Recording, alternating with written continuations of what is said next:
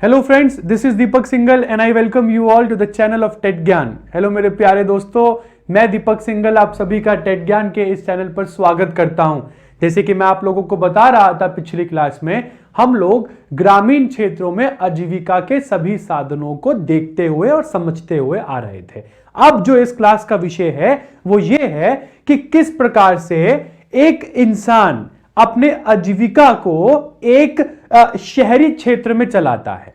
और हम लोगों ने यह भी देखा कि एक ग्रामीण क्षेत्र में किस प्रकार से ग्रामीण परिवारों को तरह तरह की समस्याओं का सामना करना पड़ता है, जहां तक उनकी रोजगार की बात आती है, जहां तक बात आती है कि किस प्रकार के आजीविका के साधन उन लोगों को मिलते हैं। और हम लोगों ने यह भी पढ़ा कि केवल कृषि ही एक पर्याप्त मात्रा में आपको आजीविका के साधन नहीं देता है। कृषि भी एक पर्याप्त मात्रा में आपको आजीविका के साधन उपलब्ध नहीं कराएगा। तो ये ऐसी चीजें हैं जो हम लोगों को अब विस्तार में आगे पढ़नी है, क्योंकि आप लोगों को एक लिंक मैंने उस क्लास में दिया था कि कभी के बार आजीविका के साधन के लिए भी जो ग्रामीण परिवार होते हैं वो ग्रामीण क्षेत्रों से शहरों की तरफ पलायन करते हैं। और ये पलायन की स्थिति क्या आप लोगों के लिए बहुत अच्छी है? क्या पलायन करने से, अगर आप शहरों की बात कर लेते हैं, तो जिस शहरी क्षेत्र में आप काम कर रहे हैं, क्या शहरी क्षेत्र में काम करने से आप नियमित रूप से आय कमा सकते हैं? और इस क्लास में हम लोग ये भी देखेंगे कि एक संगठित क्षेत्र में काम करने से जिस प्रकार की नियमित आय आपको मिलती है, एक संगठित क्षेत्र के क्या फायदे होते हैं एक असंगठित क्षेत्र की अपेक्षा। एक अनऑर्गेनाइज सेक्टर में अगर मैं काम करता हूं तो कौन कौन सी दिक्कतों का सामना मुझे करना पड़ता है, क्योंकि ऐसी दिक्कतें शहरी क्षेत्रों में खास करके देखी जाती है। तो आज की इस क्लास का जो मेन मुद्दा रहेगा वो यही रहेगा कि किस प्रकार से हम लोग देखें और समझें कि किस प्रकार से आप लोग एक शहरी क्षेत्र में, अगर मैं बात करता हूं एक अर्बन एरियाज में, एक अर्बन एरिया में किस प्रकार की दिक्कतें हम लोगों को देखनी पड़ती है। देखिए, हम लोगों को पता है कि आजीविका के साधन की तलाश में आज बहुत सारे ग्रामीण क्षेत्रों के परिवार अपना अपना परिवार पीछे छोड़कर आगे इस क्षेत्रों में आते हैं ताकि उनको एक बहुत अच्छा आजीविका का साधन यहां पे मिल सके, ताकि वो ऐसे अपने आजीविका कमा सके जिससे उनका जीवन निर्वाह बहुत आसानी से हो सके और ग्रामों में बैठे उनके परिवारों को भी बिना रुके पैसे पहुंचते रहे। और ये जो काम आप लोगों को आज इस क्लास में समझाया जाएगा, ये सारी जिंदगी जो है ये उन क्षेत्रों में रहने वाले लोगों की है जो कि आज भारत में एक माइग्रेंट वर्कर का, एक दिहाड़ी मजदूर कह लीजिए, या एक माइग्रेंट, एक प्रवासी जो मजदूर है जो कि अपना गांव, अपना परिवार छोड़कर आज इसमें क्या कहते हैं, शहरों में काम करने के लिए आ रहा है, उसको किस प्रकार की स्थिति का सामना आज करना पड़ता है। देखिए, अगर मैं भारत की बात कर लेता हूं तो भारत में आज 5000, तकरीबन 5000 से ज्यादा शहर है, 27 महानगर है, जैसे कि दिल्ली, मुंबई, चेन्नई, कोलकाता। ये जैसे जो प्रत्येक महानगर है, इन सभी महानगरों में कम से कम 10 लाख से भी ज्यादा लोग रहते हैं। और कहा जाता है कि शहरों में कभी जिंदगी रुकती नहीं है। क्या ये बात सही है? शहरों में कभी जिंदगी रुकती नहीं है।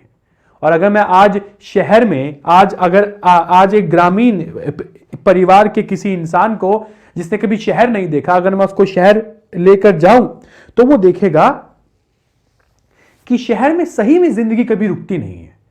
जगह जगह पर कभी ना कभी कुछ ना कुछ होता ही रहता है।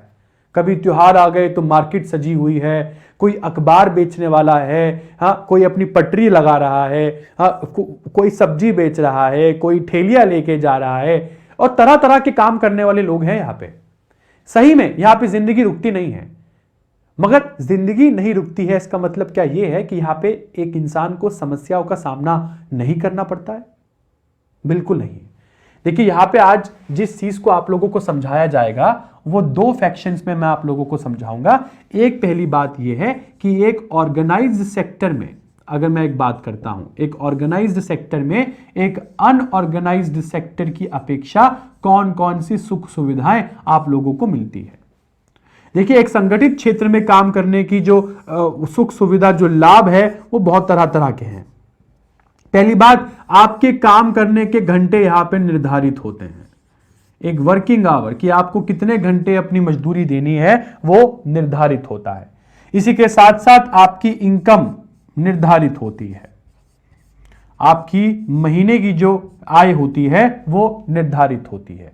इसी के साथ साथ आपको बीमा से संबंधित, इसी के साथ साथ आपको स्वास्थ्य से संबंधित बहुत सारी सुख सुविधाएं यहां पे अवेलेबल होती हैं। चौथी चीज, अगर आपको छुट्टी चाहिए तो एक महीने या पूरे साल में कितनी छुट्टी के लिए आप अप्लाई कर सकते हैं, ऐसी सुख सुविधाएं भी एक ऑर्गेनाइज्ड सेक्टर में काम करने वाले इंसान को अवेलेबल होती है। और छुट्टियों की बात कर ली जाए तो जैसे कि जो नेशनल हॉलीडेज हैं, जो राष्ट्रीय छुट्टियां हैं, ऐसे केस में उनका लाभ आपको मिले, वो सारी चीजें।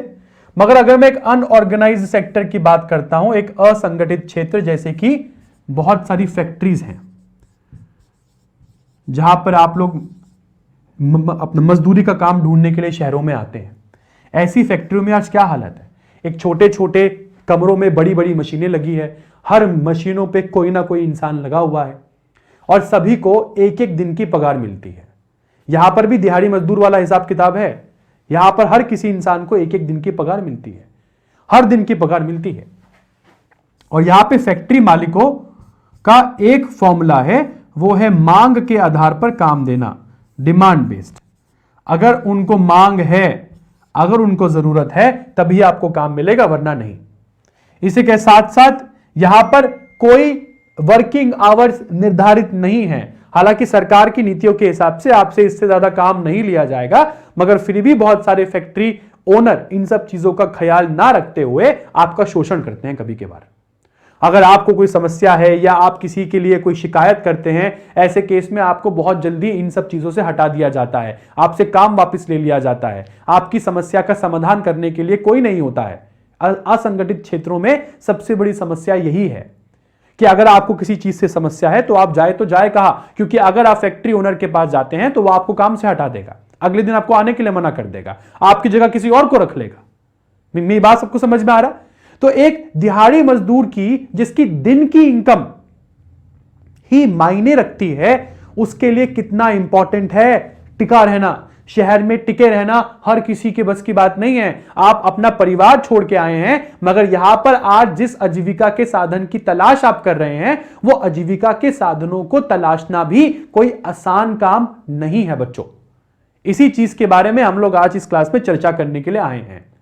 एक अनऑर्गेनाइज सेक्टर है, यहां पर मांग के आधार पर आपको काम दिया जाएगा, आपसे से ज्यादा काम करवाया जाता है, आपसे ज्यादा से ज्यादा काम करवाया जाता है, मगर उसकी अपेक्षा यह सोचा जाता है कि आपको आय कम से कम दी जाए, आपको आय कम से कम दी जाए।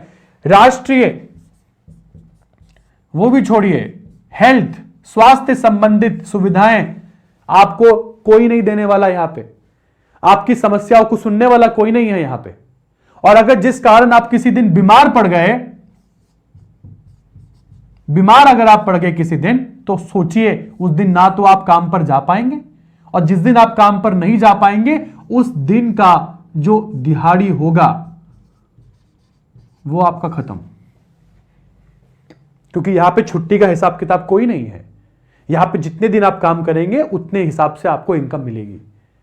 अगर आप किसी दिन नहीं आते हैं तो फैक्ट्री ओनर या असंगठित क्षेत्र का वो ओनर जिसने आपको काम पे रखा हुआ है, वो आपको पैसे नहीं देगा उस दिन के।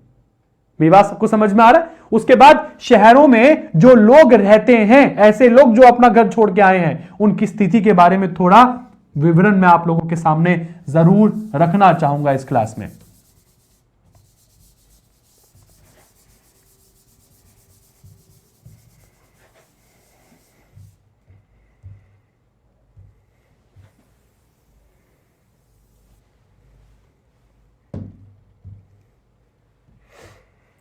बहुत आसान नहीं है यहां पे काम करना आप लोगों के लिए। देखिए, अगर मैं शहर में वर्कर्स की हालत की बात करूं, वो लोग जो यहां पे काम करने के लिए आए हैं, छोटे छोटे कमरों में आप लोगों को काम करना है, हाइजीनिक नहीं है यहां पे।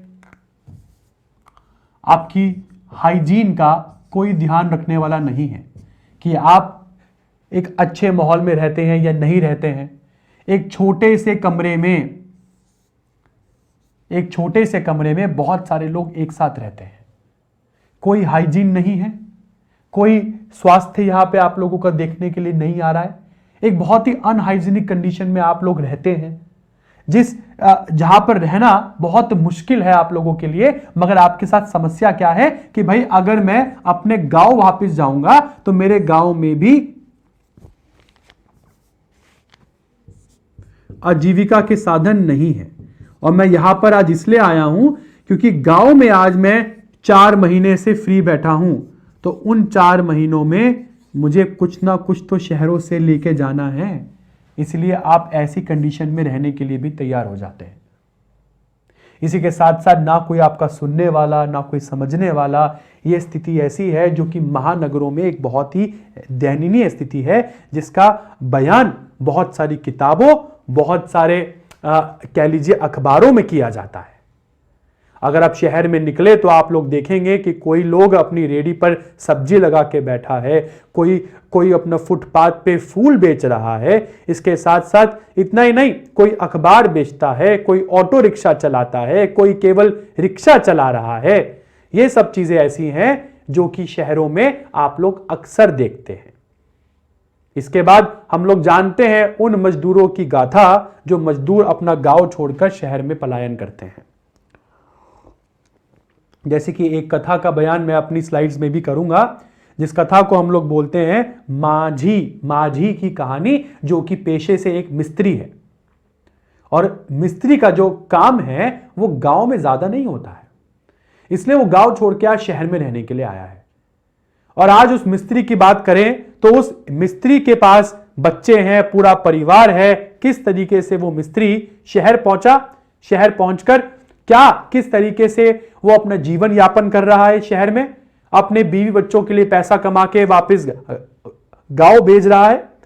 तो ये ऐसी चीजें हैं जो आप लोगों को जरूर सुनाई जाएंगी।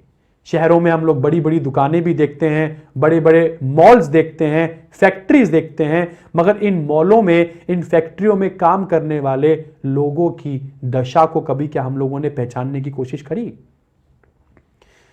नहीं, क्योंकि आज ये चीजें देखने में तो बहुत अच्छी लगती हैं, मगर अगर मैं इनकी सच्चाई की तरफ बढ़ूं तो आप लोगों को असल में जिंदगी नजर आएगी कि शहरों में रहने और शहरों में रहना आज इतना आसान नहीं है। तो ये जिंदगी ऐसी है जो शायद आपको परेशान कर दे बेटा।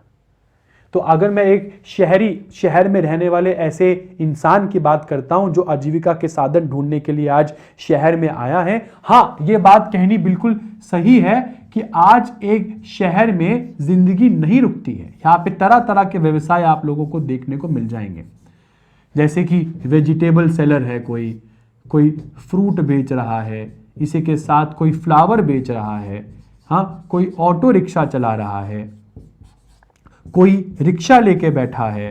तो तरह तरह के काम तो आपके पास है, मगर ये सारे तरीके के काम क्या संगठित है? नहीं, ये सब ऑर्गेनाइज्ड, असंगठित क्षेत्रों में आते हैं। एवं इन सब कामों से भी आप एक अनरेगुलर इनकम ही पाते हैं, इररेगुलर इनकम ही आप लोगों को मिलती है, जिसको बोलते हैं अनियमित आय।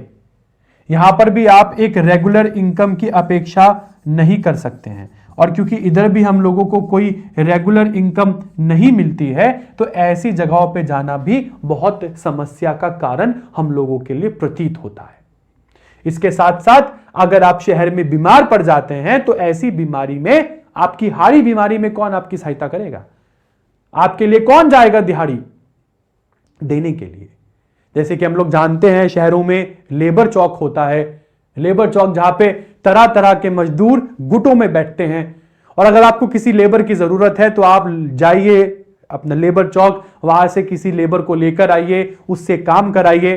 तो इस तरह की चीजें हम लोग जनरली देखते हैं अगर हम शहरों में कभी बार प्रवास अगर आप शहरी जिंदगी को एक ग्रामीण जिंदगी से कंपेयर करते हैं। मगर शहरों में रहना इतना आसान नहीं है। हां, अगर आप एक ऑर्गेनाइज सेक्टर में काम करते हैं तो आपकी जिंदगी बहुत अच्छे से कटती है।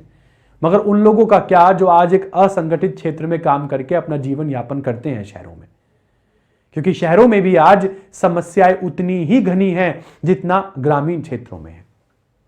मगर हां, शहरी जीवन पूरी तरीके से स्वतंत्र नहीं है।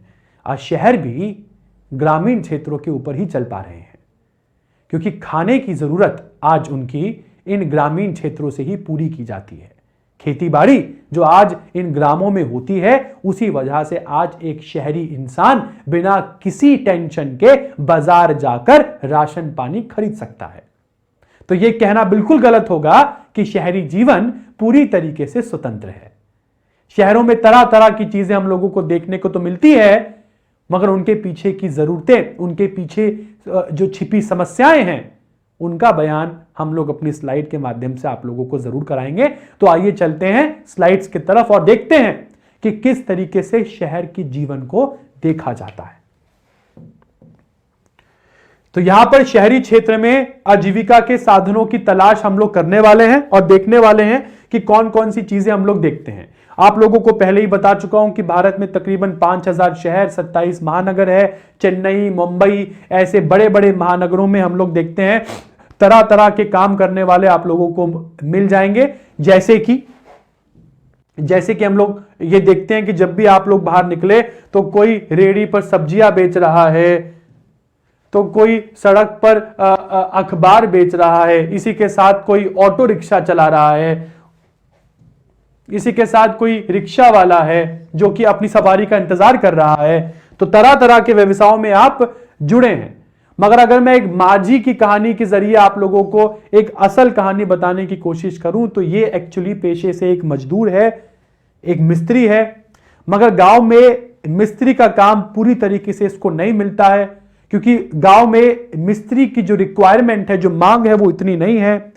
तो साल के 12 महीने मिस्त्री गाड़ी के काम से ये अपनी आजीविका नहीं कमा पा रहा है। इसी वजह से ये पलायन कर जाता है शहरों की तरफ और वहां पे रिक्शा खरीद लेता है। उस रिक्शा से दिन का जितना भी कमा पाता है उसमें अपना खर्चा निकालकर बचा हुआ पैसा ये वापस अपने परिवार को भेज देता है। इस प्रकार से इसका एक संतुलन चल रहा है। वो संतुलन जो मैंने आप लोगों को पिछली क्लास में पढ़ाया था कि जो इंसान आज अपना घर ग्रामों में छोड़कर शहरों की तरफ प्रवास कर रहा है, वो आज एक तरीके का संतुलन बनाने की कोशिश करता है, जिस संतुलन के बिगड़ने पर उसकी जिंदगी पर बहुत गहरा प्रभाव पड़ सकता है। मान लीजिए कि जब तक ग्रामों में काम था तब तक आप वहां पर है, मगर अगर आप शहरों में पलायन कर रहे हैं और शहरों से जिस तरह की आजीविका आप कमा रहे हैं उसी आजीविका पर पूरी तरीके से आपका परिवार आश्रित है, मान लेते हैं, मगर आप किसी दिन बीमार पड़ गए, क्योंकि शहरों में तो आपकी सहायता के लिए कोई और इंसान नहीं है ना। ऐसे केस में आपको और आपके परिवार को कौन पैसा भेजेगा? तो ये आज एक सबसे बड़ा डीमेरिट है एक असंगठित क्षेत्र में काम करने का। भले ही आप एक फैक्ट्री में लगे हुए मजदूर है, एक रिक्शा चालक है, एक ऑटो रिक्शा चालक है, या रेहड़ी पे बेचने वाले एक सब्जी वाले हैं, या कोई भी है, ये है तो सब एक असंगठित क्षेत्र। और असंगठित क्षेत्र से जो आय आपको मिलती है वो नियमित नहीं हो सकती है, वो इर्रेगुलर होती है, अनियमित होती है। और अनियमित आय कमाने के बहुत सारे सुख तो है ही, मगर इसके साथ जितने सुख नहीं है उतने उससे ज्यादा यहां पे रिस्क है, जो हम लोगों ने अभी इस क्लास में चर्चा करी कि मान लीजिए अगर मैं बीमार हो जाता हूं तो मेरे बेसिस पर मेरे लिए कौन काम करेगा, मेरे परिवारों को कौन संभालेगा? है तो आप ही। तो ऐसे केस में एक बहुत तनावपूर्ण स्थिति डेवलप हो सकती है शहरों में इन सभी लोगों के लिए। मगर उन लोगों का क्या जो आज शहरों में एक संगठित क्षेत्र में काम करते हैं? शहरों में संगठित क्षेत्र में काम करने वाले लोगों को टाइम पे छुट्टियां मिलती हैं, उनके लिए जो उनकी तनख्वाह है, उनकी तनख्वाह का एक हिस्सा उनके भविष्य के लिए सरकार जो होती है, उनके तनख्वाह में जो सरकार है उनके भविष्य के लिए एक राशि जमा करती है उनके अकाउंटों में।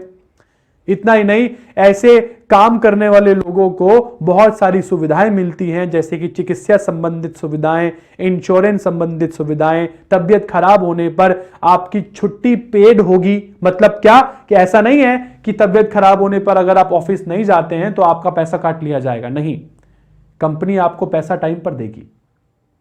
मगर हां, आप एक दिन में, एक साल में कितनी छुट्टियां ले सकते हैं वो तय होता है लगभग। मगर ऐसी चीजें असंगठित क्षेत्रों में नहीं देखने को मिलती है, और इस असंगठित और संगठित क्षेत्र के बीच में जो भेदभाव है ये केवल शहरी आजीविका में ही खंगोला जा सकता है बेटा। इसको आप लोग ग्रामीण क्षेत्रों में नहीं खंगोल सकते हैं। तो ये एक शहरी क्षेत्र का आयाम है जो मैं आप लोगों के सामने रख रहा हूं।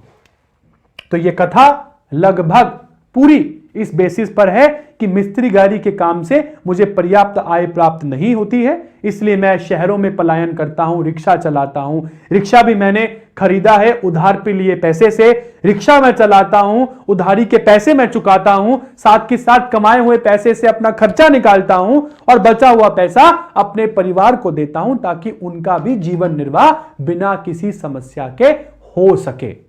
ये ऐसी चीजें हैं जो हम लोगों ने यहां पर देखी, और पिछली क्लास में भी आप लोगों को ऐसी चीजें मैंने पढ़ाई थी। ये सभी लोग जो शहरों में पलायन करते हैं, छोटे से कमरे में अपने दोस्तों के साथ रहते हैं, रोज के तकरीबन 80 से 100 रुपए कमाते हैं, जिससे 50 से 60 रुपए इनके अन्य खर्चों पे खर्च होते हैं और बचा हुआ पैसा ये अपने घरों पर भेजते हैं। तो देखिए, एक दिहाड़ी मजदूर की कथा, और अगर ये जिस दिन बीमार हो जाए तो ऐसे केस में इसके परिवार की सहायता कौन करेगा, इसको दिन का खर्चा कौन देगा। तो ये सब ऐसी चीजें हैं जो हम लोगों ने यहां पर देखनी है। तो ये माझी की जो आप लोगों ने अभी कथा देखी, इस माझी की कथा से हम लोगों को बहुत सारी चीजें देखने को मिली, और जिस तरीके से माझी है उसी तरीके से जो लोग होते हैं शहरों में वो तरह तरह के काम करते हैं, तरह तरह की चीजें बेचते हैं। जैसे कुछ लोग तो पटरी लगाते हैं, जैसे कि हम लोगों ने पटरी बाजार भी देखे होंगे शहरों में। मगर ये सभी चीजें अस्थायी होती हैं, और आप इन सब चीजों को शहरों की आन शान पर एक धब्बा समझते हैं।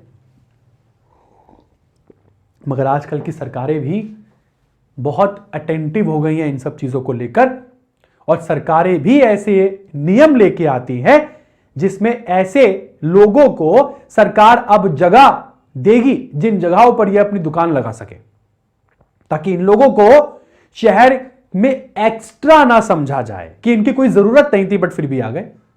और कई कई जगहें तो शहरों में ऐसी हैं जहां पर सब्जी बेचने वालों की एंट्री मना है, जहां पर ऐसे सामान जो बेचते हैं जगह जगह पर उनकी रेडिया लगनी, उनकी दुकानें लगाने नहीं दिया जाता है पुलिस प्रशासन के द्वारा।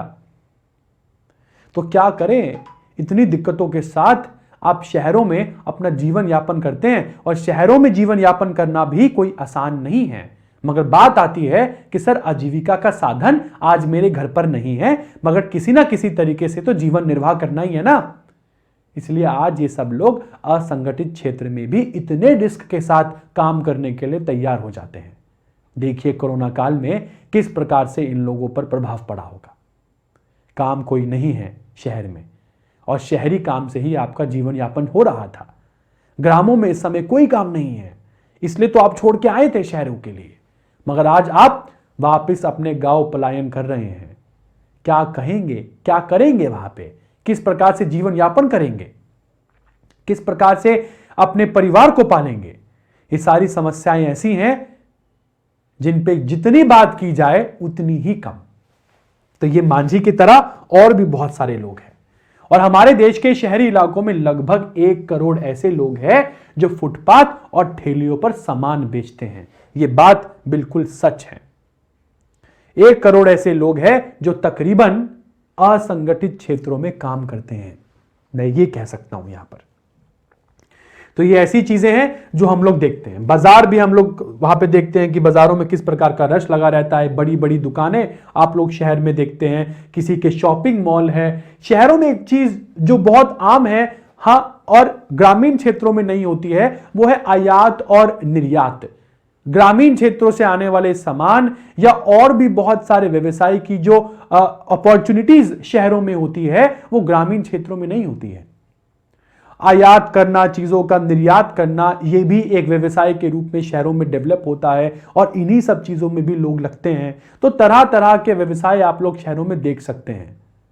मगर बातचीत सारी यहां पे निकल के आती है कि शहरों में आजीविका के साधन तो हजार है, मगर जो लोग अपनी आजीविका को संगठित क्षेत्र में ढूंढते हैं उनका जीवन यापन बहुत अच्छे से हो जाता है। मगर वो लोग जो असंगठित क्षेत्र में अपना व्यवसाय ढूंढते हैं, अपना आजीविका ढूंढते हैं, उनके ऊपर सदैव ही समय की तलवार लटकती है। जब समय अच्छा है तब तक तो आपको आजीविका बहुत अच्छे से मिल रही है और यहां पर भी असंगठित क्षेत्र में मांग के आधार पर आपको काम दिया जाता है। जब आपकी मांग खत्म हो जाती है तब आपको काम शहरों में भी नहीं मिलता है। आपको तरह तरह की चीजें करनी पड़ती है ताकि आप शहरों में टिके रहें, क्योंकि अगर आप शहरों में टिके नहीं रहेंगे तो ये लोग जानते हैं कि उस महीने ग्रामों में भी कोई काम नहीं है। जितना काम मुझे शहर में मिलता है उसी से आज मेरा घर, मेरा परिवार चल पा रहा है, और अगर मैं उसको भी छोड़ के वापस ग्राम पलायन कर जाऊं तो कौन मेरा परिवार पालेगा? यह एक बहुत बड़ी समस्या है जो हर किसी इंसान की जिंदगी में शहर में बैठकर फेस उसे करनी पड़ती ही पड़ती है। तो ये ऐसी चीज थी जो हम लोगों ने यहां पे देखी। खास करके अगर मैं शोरूम्स की बात करता हूं, जैसे कि इस क्लास में बताया हुआ है, इस छोटी कथा में यह बताया है कि ज्यादातर जो बड़े बड़े शोरूम्स है वो मुंबई, अहमदाबाद, लुधियाना, त्रिपुरा, यहां से ज्यादातर जो सामान है वो शोरूम्स के लिए आते हैं और आया जाता है। दिल्ली और दिल्ली के पास के शहरों में तरह तरह के मॉल, शॉपिंग सेंटर खुले हैं जहां पे इनको बेचा जाता है। तो ये ऐसी चीजें हैं जो शहर में एक और आजीविका का साधन आप लोगों के सामने प्रदर्शित करती है। हरप्रीत और वंदना की एक छोटी सी कथा, जो पहले एक छोटी सी दुकान में काम करते थे मगर आज उनका अपना शोरूम है। हालांकि ये शोरूम इनके किराए का है, उनका अपना नहीं है, मगर इस कथा में बताया जाता है कि क्योंकि उनका शोरूम पूरे बाजार में है तो उनका काम बहुत अच्छा चल रहा है और हो सकता है इस शोरूम को जो अभी वो किराए पे चला रहे हैं कल को ये शोरूम वो खरीद लें। तो ये ऐसी चीजें हैं जो हम लोग यहां पे देखते हैं। तो ये वो चीजें हैं जो हम लोग वो देखते हैं कि किस प्रकार से आप लोग यहाँ पे तरह तरह के आजीविका के साधन हम लोग एक शहर में खंगोलते हैं। मगर जैसे कि मैं आप लोगों को बता चुका हूं अपनी क्लास में कि शहर में भी जीवन यापन करना कोई आसान काम नहीं है।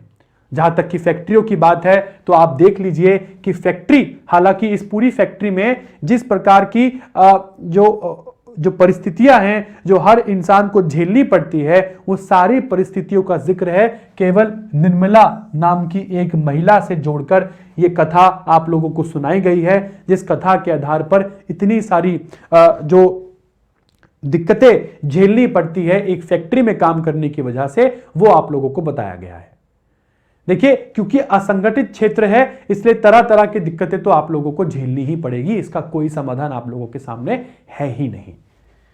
मगर जहां तक देखिए बात आती है एक संगठित क्षेत्र को एक असंगठित क्षेत्र से जोड़ने की, तो मैं आप लोगों को बता दूं कि एक असंगठित क्षेत्र में काम करने के क्या क्या नुकसान है, और अगर मैं एक संगठित क्षेत्र की बात करता हूं तो एक संगठित क्षेत्र में मुझे काम करने से क्या क्या मिल सकता है। जैसे बुढ़ापे के लिए बचत, जो कि सरकार आपकी मदद करती है, आपको छुट्टियां मिलती है, पेड लीव्स, परिवार के लिए चिकित्सा की सुविधाएं आप लोगों को पर्याप्त मात्रा में मिलती हैं। मगर असंगठित क्षेत्र में ये सब चीजें आप लोगों के पास अवेलेबल नहीं होती। और बाकी की स्लाइड जो हम लोगों ने जल्दी जल्दी में निकाल दी, उसमें केवल इतना ही आप लोगों के सामने रखा गया है कि किस प्रकार से जो शहर होते हैं, शहरों में आप लोग लेबर चौक देखते हैं, लेबर चौक, शहरों में फैक्ट्री, ऐसी चीजें, ये सब एक असंगठित क्षेत्र की पहचान है। किस प्रकार से असंगठित क्षेत्र में लोग अपना जीवन यापन कर रहे हैं, यहां से आजीविका के साधन को कमा रहे हैं, ताकि गांव में बैठे या उन शहरों में जो उनके परिवार उनके साथ आए हैं उन सभी का जीवन यापन अच्छे से हो सके। हर कोई अपना परिवार गांव में छोड़ के शहरों में पलायन नहीं करता है। कभी कभार पूरा पूरा जो परिवार है वो शहरों में पलायन कर जाता है, पूरा पूरा परिवार। जहां पर जो आपकी बीवी है वो किसी के घर पे काम कर रही है, जो आप है वो आप किसी फैक्ट्री पे लगे हुए हैं, बच्चे इस तरीके से आपके स्कूलों में पढ़ रहे हैं, तो इस प्रकार से आप अपना जीवन यापन करते हैं। अगर मान लीजिए कि अगर कोई पेंडेमिक जैसे कि कोरोना जैसी आ गई बीमारी, ऐसे केस में कितने कितने असंगठित क्षेत्र के ऐसे इंसान जिनका जीवन यापन केवल शहरों के माध्यम से ही चल रहा था, उनकी जिंदगी कितनी बुरी तरीके से प्रभावित हुई। और इसका जीता जागता स्वरूप है कि किस प्रकार से देश के नागरिक सामने आए और खाने की थैलियां बनाकर ऐसे लोगों को खाने का सामान दिया ताकि इनको 2 वक्त की रोटी मिल सके। हालांकि बहुत सारे संगठन, बहुत सारी एनजीओज इन सब चीजों पर अच्छी से बात करती है। तो इस शहरी जीवन में आजीविका के साधन हम लोग देखा, फैक्ट्री है, शोरूम्स है, मॉल है, आयात निर्यात के साधन हैं, आप ऑटो रिक्शा चला सकते हैं, सड़क पे तरह तरह के व्यवसाय देखने को मिलते हैं। तो शहर में आजीविका के साधन ग्रामीण क्षेत्रों की अपेक्षा बहुत सारे हैं, मगर शहरों में ये सारे आजीविका के साधनों को संगठित और असंगठित क्षेत्रों में बांटा जा सकता है। असंगठित क्षेत्र में काम करने के क्या नुकसान, क्या फायदे, और एक संगठित क्षेत्र में काम करने के क्या नुकसान, क्या फायदे हैं, ये आप लोगों ने आज की इस क्लास में समझा। फायदे आप लोगों को 3 पॉइंट के जरिए बताए गए, जैसे कि बुढ़ापे के लिए बचत खाता, इसी के साथ साथ आपके परिवार और आपके लिए चिकित्सा संबंधित सुख सुविधाएं, आपको छुट्टियां मिल जाती हैं। मगर ये सारी चीजें आज एक असंगठित क्षेत्र में काम करने वालों के नुकसान के रूप में देखी जा सकती है। अगर मैं असंगठित क्षेत्र में फायदे की बात करूं तो वो भी आप लोगों का है, आप बहुत जल्दी जल्दी से काम स्विच कर सकते हैं। अगर एक काम आपको पसंद नहीं आया तो दूसरा पकड़ लीजिए। मगर अगर बात आती है कोरोना जैसी महामारी की, या ऐसी कोई पेंडेमिक, ऐसी कोई महामारी अगर शहरों में फैल जाए, तो ऐसे केस में सबसे ज्यादा प्रभावित होने वाला जो क्षेत्र होता है वो केवल असंगठित क्षेत्र ही होता है। तो मैं समझता हूं अब आपको आजीविका के दोनों साधनों की भली भांति नॉलेज हो गई होगी। तो आज की क्लास में मेरे साथ केवल इतना ही। मैं दीपक सिंगल आप सभी से अलविदा लेता हूं। आप लोगों को अगली क्लास में बहुत जल्द ही दिखाई दूंगा।